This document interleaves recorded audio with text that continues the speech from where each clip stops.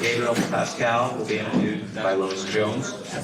I'm sorry, Gabriel Pascal. Pascal Kaplan. Good afternoon, everyone. Jay Baba. I'm Lois, and this is Pascal Kaplan. Do you know Gabriel? Yes, Pascal. But I've been called Gabriel Pascal innumerable times. Okay, better that than other things. And anyway, Pascal is the author of that book. A lot of you probably have it, Understanding Jeff. And he's president of Searchlight in Northern California. And we were talking, and we were trying to remember what year was it that he was here. As best we can remember, we think it was 19 years ago, so 76. 76, 78. Like And so what's been going on the past 19, 21 years? Anyway, the question we have for you actually, Pascal, is how did you come to Baba? When Adele was speaking, hello Adele. See, a year and a half ago, Adele and I were talking on the phone, and she said, "You haven't been to our center in so many years, won't you come?" And I said, "Sure, if I have an invitation." And she said, "Well, I'll see." And here we are. You did it. Last time I was there,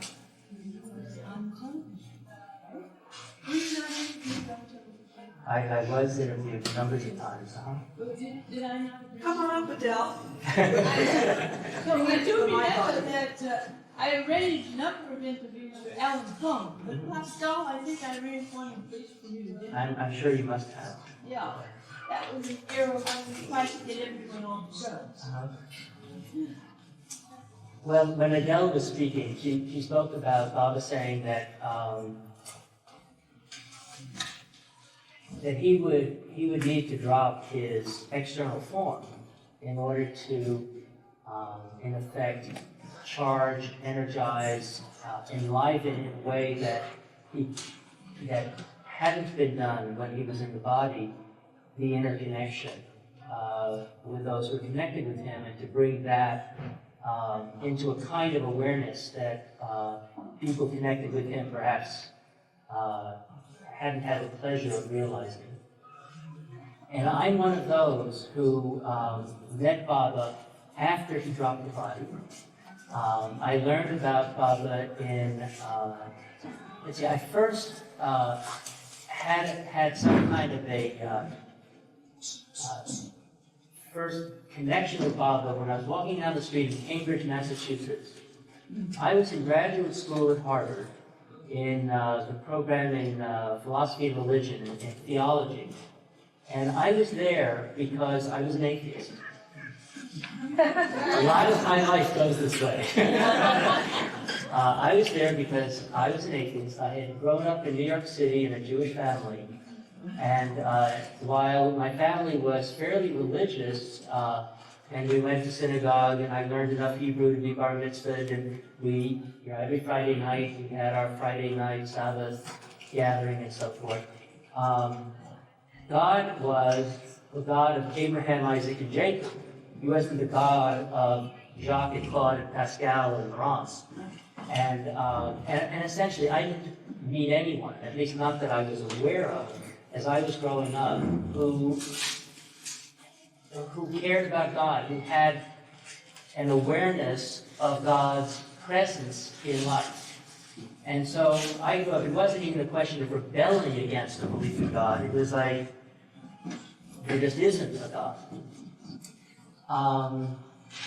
When I was about 6, one Sunday morning I was watching television, and my parents were asleep, and instead of watching cartoons, which I guess is what I usually watch, this show came on about some kind of a new thing that had been developed.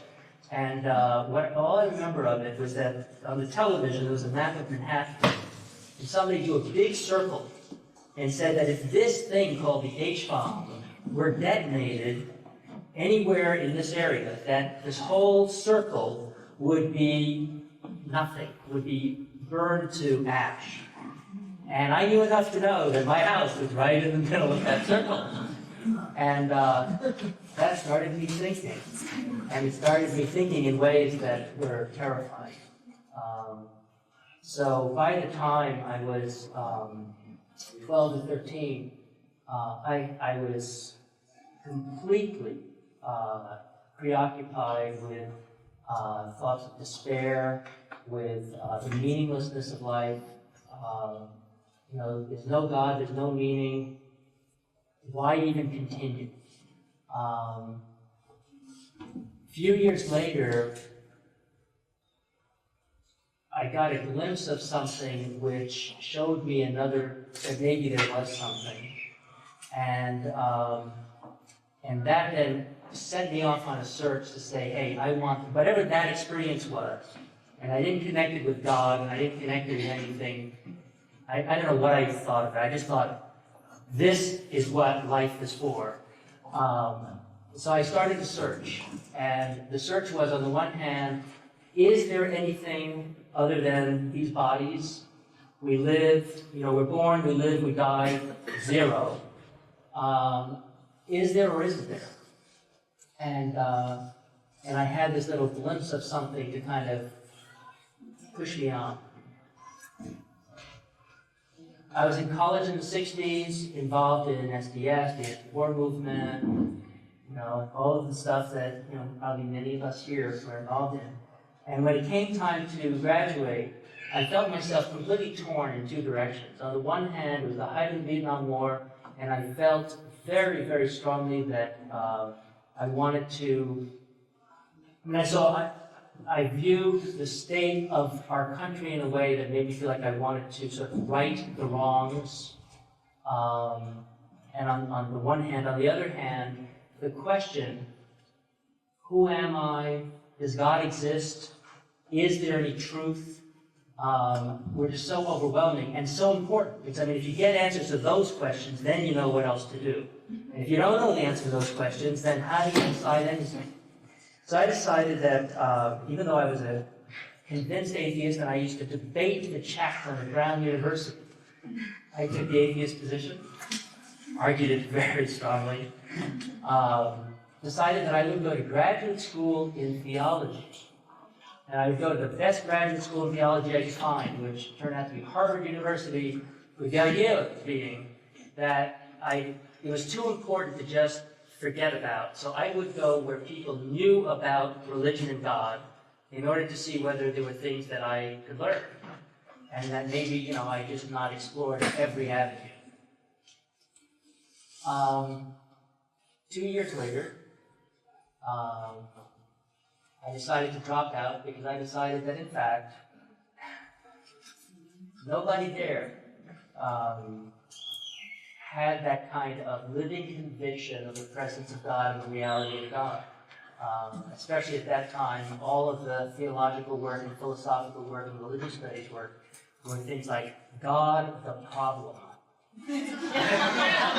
That was the name of the book that my thesis advisor wrote in that year. It was God the Problem. So I said, this isn't it. And it was right after I decided to drop out that I was walking in Cambridge, and it was a Mexican restaurant, and there was the Universal Message was there. And the person I was with, we stopped and read it, and the person I was with said, if he's silent, why does he say so much? And I thought, I didn't say anything, but I thought, don't put it down. And that was it. I didn't even read Meher Baba's name. We just read the message. That summer we went and became full-fledged hippies in the woods of Vermont.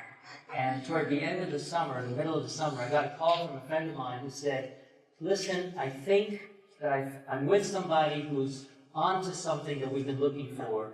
It's Richard Alpert. He's been to India. He's come back. He's now called Baba Ram Das. And he's teaching the stuff he learned in India. He's teaching us meditation. He's teaching us yoga. He's teaching us pranayama. Come on over. So my wife and I and our 8-month-old son left Vermont, went to New Hampshire, met Ram Das, asked if we could stay with him. And he invited us to pitch our tent in the woods. He was staying in his father's place in New Hampshire. There were large acreage, and he had a little community of people living in tents. So he was the first person who took my quest seriously, who said, yes, there is something to search for. When I was in graduate school, anytime I raised any question about, truth, reality, God, it was like, can you footnote it? It did not, it didn't work there. So we spent the summer with Ramdas, learning the things he was teaching, and at the end of the summer, a friend of mine, a lot of people were keeping silence and had little chalkboards. On the back of his chalkboard was a photograph, a little card of Meher Baba, that's the, the don't worry, be happy card, where Bobby's all big around, real smiley, and underneath it said, let me help you. If you make me your real father, all your problems will become dissolved in the ocean of my love. And I saw that card, and I didn't even know who it was. I just wanted that card. And so I said to my friend, where can I get a card like that? Knowing that in the ethos of that community, he'd have no choice but to take it off of his silence board, his chalkboard, and hand it over to me, which he did. And for the next several months, every day I just sat and looked at this card, and I didn't know even who it was. The last thing Ramdas said to me before I left, the community was breaking up, was, you might be interested in reading Meher Baba. And I said, nah, I know it's not in books. Because I had read thousands of books of philosophy, Eastern philosophy, Western philosophy, psychology, theology, everything. And what I found is that everything was people trying to explain things, and a lot of hypothetical explanations about this and that and the other. And I knew it wasn't in books, so I said no.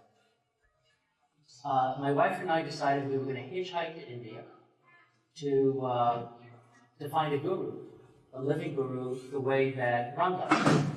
So we gave away everything we owned, and except for Soren, our son, and a backpack in which we put some clothes and some paper, disposable diapers. Got ourselves to Europe and started to hitchhike across Europe to go to India to find a master. Well, that didn't work real well. And after a few weeks, we decided that, maybe trying to get across Europe over to Asia in November, in the winter months, probably wasn't really wise. Our parents had told us that, but they didn't have the burning drive that we had.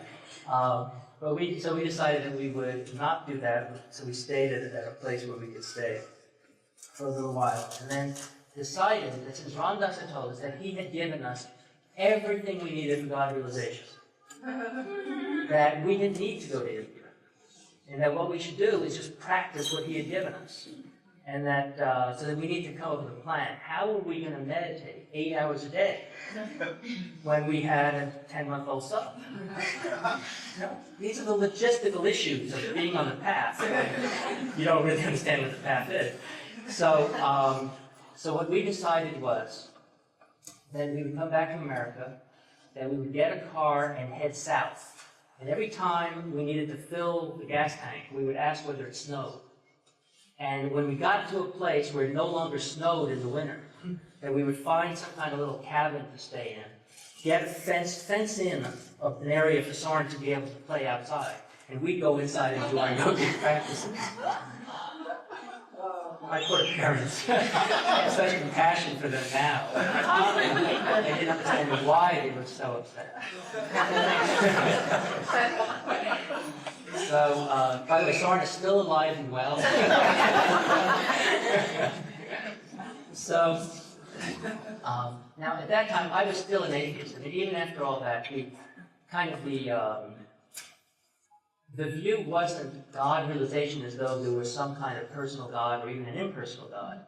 The view was, the more you meditate, the higher you get. It was still very much of the drug, the drug motif. And the whole purpose of yoga was not, it wasn't so much to to transform oneself to become an instrument of God, as much as it was to get high. And the high was still the sort of the goal. So with that as our goal, headed down, and finally in Perry, Florida, which is on the north coast of Florida, we found out it did not snow there. That winter it did, but it hadn't in many years. And we found this little cabin in a deserted fishing village about 15 miles outside of Perry. And we started doing our asanas and our pranayama and our meditation, and we were eating oatmeal and cottage cheese, and that was all. And we had taken it to the hill. Ramdas, for those of you who have seen him or know about him, it's all long beards, prayer beads, white clothes, gooey eyes, and at that time especially, when we were still really all coming down from whatever it is that we had been doing for the years before that. And so this was sort of the mode we were in. I had, when I was in New York, picked up the discourses, as Ramdas had suggested, just because something, I don't know what, I just picked them up. I went to Weiser's and got them. A month into being in Perry, Florida, and feeling really good, we were doing this meditation, we were doing these asanas and yogic practices. We were getting really high and really feeling good. I decided that, and we weren't seeing anyone. We didn't have arguments with people. We didn't get jealous. We didn't we didn't crave what they had. We didn't, no competition. It felt really great. About a month into that, I decided one morning to sit down and crack open these books. And lo and behold, if I sat down, I started reading the discourses, and after reading the first paragraph of the discourses, my mind had been trained, and I also had this as a natural inclination, to do what's called critical thinking.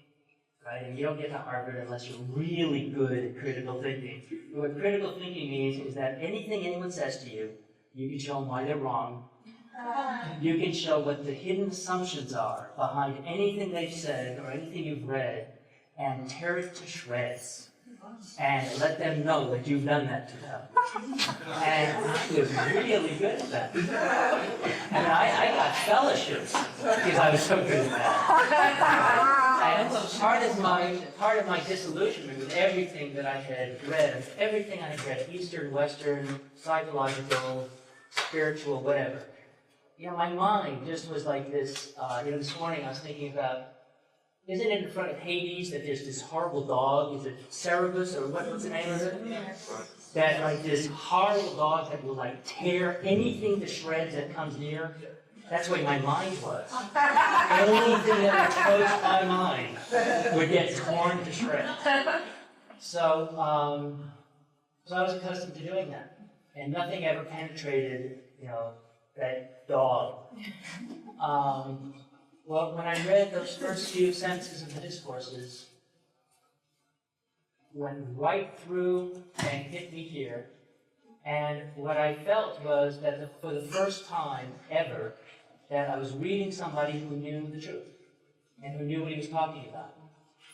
And I didn't know who Baba was. I heard the word avatar. I didn't know what avatar meant, but I knew that this was what I'd always been looking for, somebody who knew the truth.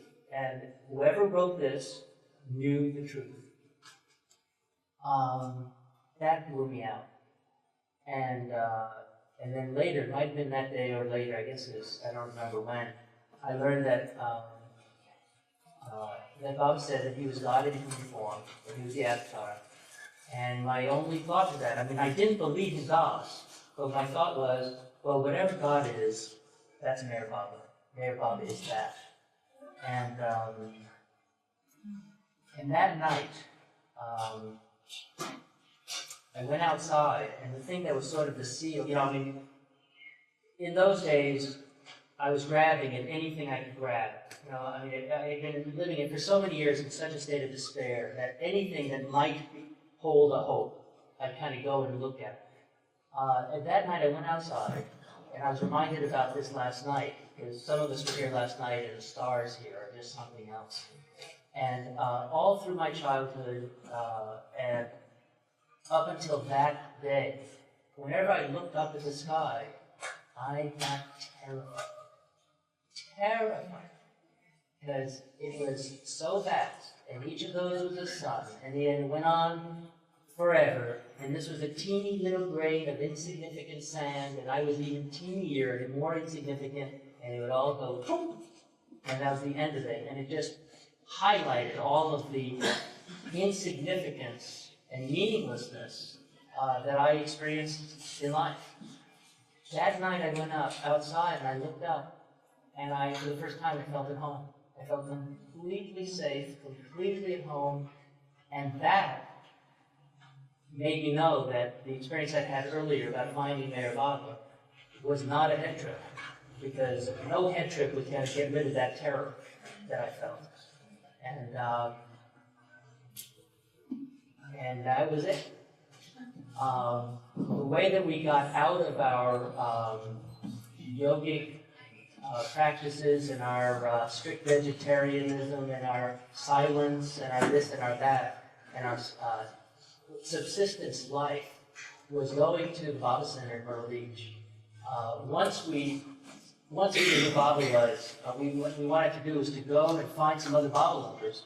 And you know, we were getting so high, living the way we were living, that we thought, okay, let's get some more people. We'll go buy a farm somewhere, do subsistence farming, and continue this for the rest of our lives. You know, this is it.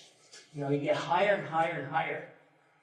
So we heard about Myrtle Beach, we went to Myrtle Beach, and walked into the kitchen to find people smoking, talking, frying up bacon and eggs. Someone had come down for the weekend and was going back on Monday to litigate a case. Wait a minute. This isn't what I understand to be spirituality. And I got sick. And for 3 days I was really sick, because on the one hand, all my stereotypes of what it was to be spiritual were being contradicted right there.